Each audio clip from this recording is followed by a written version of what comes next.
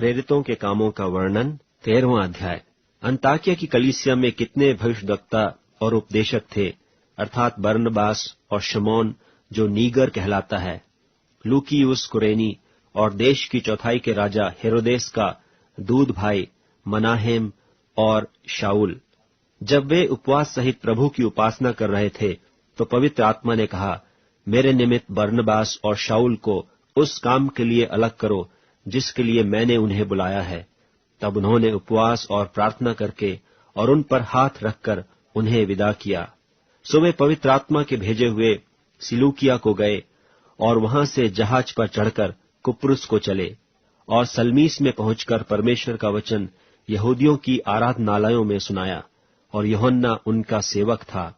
और उस सारे टापू में होते हुए पाफुस तक पहुंचे। वहां उन्हें बार यीशु नाम एक यहूदी टोन्हा और झूठा भविष्यद्वक्ता मिला। वह सिरगियुस पौलुस सूबे के साथ था, जो बुद्धिमान पुरुष था।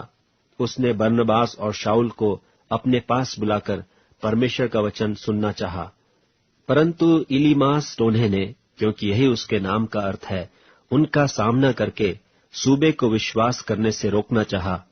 तब शाऊल ने, जिसका नाम पौलुस भी है, पवित्र आत्मा से परिपूर्ण हो उसकी ओर टकटकी लगाकर कहा, हे सारे कपट और सब चतुराई से भरे हुए शैतान की संतान, सकल धर्म के बैरी, क्या तू प्रभु के सीधे मार्गों को टेढ़ा करना न छोड़ेगा? अब देख, प्रभु का हाथ तुझ पर लगा है और तू कुछ समय तक अंधा रहेगा और सूर्य को न देखेगा। तब तुरंत धुंधलाई और अंधेरा उस पर छा गया और वह इधर उधर टटोलने लगा ताकि कोई उसका हाथ पकड़ के ले चले।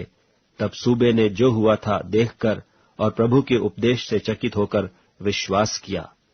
पौलुस और उसके साथी पाफुस से जहाज खोलकर पंफूलिया के पिरगा में आए और यूहन्ना उन्हें छोड़कर यरूशलेम को लौट गया। और पिरगा से आगे बढ़कर वे पिसिदिया के अंताकिया में पहुंचे और सब्त के दिन आराधनालय में जाकर बैठ गए। और व्यवस्था और भविष्यद्वक्ताओं की पुस्तक से पढ़ने के बाद सभा के सरदारों ने उनके पास कहला भेजा कि हे भाइयों, यदि लोगों के उपदेश के लिए तुम्हारे मन में कोई बात हो तो कहो। तब पौलुस ने खड़े होकर और हाथ से सैन करके कहा, हे इस्राएलियों और परमेश्वर से डरने वालों, सुनो। इन इस्राएली लोगों के परमेश्वर ने हमारे बाप दादों को चुन लिया, और जब ये लोग मिस्र देश में परदेशी होकर रहते थे तो उनकी उन्नति की और बलवंत भुजा से निकाल लाया। और वह कोई 40 वर्ष तक जंगल में उनकी सहता रहा और कनान देश में 7 जातियों का नाश करके उनका देश कोई 450 वर्ष में इनकी मीरास में कर दिया। इसके बाद उसने सामुएल भविष्यद्वक्ता तक उनमें न्यायी ठहराए। उसके बाद उन्होंने एक राजा मांगा। तब परमेश्वर ने 40 वर्ष के लिए विन्यामीन के गोत्र में से एक मनुष्य अर्थात कीश के पुत्र शाऊल को उन पर राजा ठहराया। फिर उसे अलग करके दाऊद को उनका राजा बनाया, जिसके विषय में उसने गवाही दी कि मुझे एक मनुष्य यिशै का पुत्र दाऊद मेरे मन के अनुसार मिल गया है, वही मेरी सारी इच्छा पूरी करेगा। इसी के वंश में से परमेश्वर ने अपनी प्रतिज्ञा के अनुसार इस्राएल के पास एक उद्धारकर्ता अर्थात यीशु को भेजा, जिसके आने से पहले यूहन्ना ने सब इस्राएलियों को मन फिराव के बपतिस्मा का प्रचार किया। और जब यूहन्ना अपना दौर पूरा करने पर था तो उसने कहा, तुम मुझे क्या समझते हो? मैं वह नहीं, वरन देखो, मेरे बाद एक आने वाला है जिसके पांवों की जूती मैं खोलने के योग्य नहीं। हे भाइयों, तुम जो इब्राहिम की संतान हो और तुम जो परमेश्वर से डरते हो, तुम्हारे पास इस उद्धार का वचन भेजा गया है, क्योंकि यरूशलेम के रहने वालों और उनके सरदारों ने न उसे पहचाना और न भविष्यद्वक्ताओं की बातें समझी, जो हर सब्त के दिन पढ़ी जाती हैं। इसलिए उसे दोषी ठहराकर उनको पूरा किया। उन्होंने मार डालने के योग्य कोई दोष उसमें न पाया, तो भी पिलातुस से विनती की कि वह मार डाला जाए।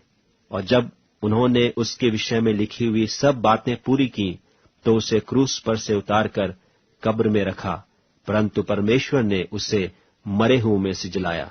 और वह उन्हें जो उसके साथ गलील से यरूशलेम आए थे बहुत दिनों तक दिखाई देता रहा। लोगों के सामने अब वे ही उसके गवाह हैं। और हम तुम्हें उस प्रतिज्ञा के विषय में जो बाप दादों से की गई थी, यह सुसमाचार सुनाते हैं कि परमेश्वर ने यीशु को जिलाकर वही प्रतिज्ञा हमारी संतान के लिए पूरी की, जैसा दूसरे भजन में भी लिखा है कि तू मेरा पुत्र है, आज मैं ही ने तुझे जन्माया है। और उसके इस रीति से मरे हुओं में से जिलाने के विषय में भी कि वह कभी ना सड़े, उसने यूं कहा है कि मैं दाऊद पर की पवित्र और अचल कृपा तुम पर करूंगा। इसलिए उसने एक और भजन में भी कहा है कि तू अपने पवित्र जन को सड़ने न देगा, क्योंकि दाऊद तो परमेश्वर की इच्छा के अनुसार अपने समय में सेवा करके सो गया और अपने बाप दादों में जा मिला और सड़ भी गया, परंतु जिसको परमेश्वर ने जिलाया वह सड़ने नहीं पाया। इसलिए हे भाइयों, तुम जान लो कि इसी के द्वारा पापों की क्षमा का समाचार तुम्हें दिया जाता है। और जिन बातों से तुम मूसा की व्यवस्था के द्वारा निर्दोष नहीं ठहर सकते थे, उन्हीं सब से हर एक विश्वास करने वाला उसके द्वारा निर्दोष ठहरता है। इसलिए चौकस रहो, ऐसा न हो कि जो भविष्यद्वक्ताओं की पुस्तक में आया है तुम पर भी आ पड़े कि हे निंदा करने वालों, देखो और चकित हो और मिट जाओ, क्योंकि मैं तुम्हारे दिनों में एक काम करता हूं, ऐसा काम कि यदि कोई तुमसे उसकी चर्चा करे तो तुम कभी प्रतीति न करोगे। उनके बाहर निकलते समय लोग उससे विनती करने लगे कि अगले सब्त के दिन हमें ये बातें फिर सुनाई जाएं। और जब सभा उठ गई तो यहूदियों और यहूदी मत में आए हुए भक्तों में से बहुतेरे पौलुस और बरनबास के पीछे हो लिए, और उन्होंने उनसे बातें करके समझाया कि परमेश्वर के अनुग्रह में बने रहो। अगले सब्त के दिन नगर के प्रायः सब लोग परमेश्वर का वचन सुनने को इकट्ठे हो गए, परंतु यहूदी भीड़ को देखकर दाह से भर गए और निंदा करते हुए पौलुस की बातों के विरोध में बोलने लगे। तब पौलुस और बरनबास ने निडर होकर कहा, अवश्य था कि परमेश्वर का वचन पहले तुम्हें सुनाया जाता, परंतु जबकि तुम उसे दूर करते हो और अपने को अनंत जीवन की योग्य नहीं ठहराते, तो देखो हम अन्य जातियों की ओर फिरते हैं, क्योंकि प्रभु ने हमें यह आज्ञा दी है कि मैंने तुझे अन्य जातियों के लिए ज्योति ठहराया है, ताकि तू पृथ्वी की छोर तक उद्धार का द्वार हो। यह सुनकर अन्य जाति आनंदित हुए और परमेश्वर के वचन की बड़ाई करने लगे, और जितने अनंत जीवन के लिए ठहराए गए थे उन्होंने विश्वास किया।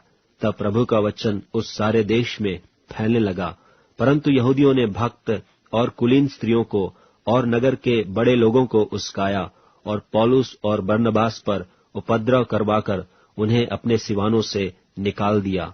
तब वे उनके सामने अपने पांवों की धूल झाड़कर इकुनियुम को गए और चेले आनंद से और पवित्र आत्मा से परिपूर्ण होते रहे।